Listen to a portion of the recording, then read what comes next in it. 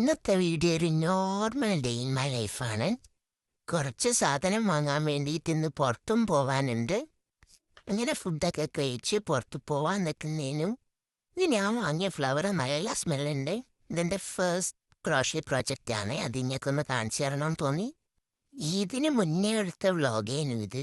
ഇടാൻ കുറേ ലേറ്റായിപ്പോയി. ഇതാണ് ഇന്നത്തെ എൻ്റെ ഔട്ട്ഫിറ്റ്. ബ്ലാക്ക് കോട്ട് സെറ്റും വൈറ്റ് ബാഗും പിന്നെ കുറച്ച് ആക്സസറീസും. അങ്ങനെ ഷോപ്പിൽ പോയി നമുക്ക് അത്യാവശ്യം വേണ്ട ഇതിനേക്ക് വേണ്ട സാധനങ്ങളും ഒക്കെ നമ്മൾ വാങ്ങിയിരുന്നു.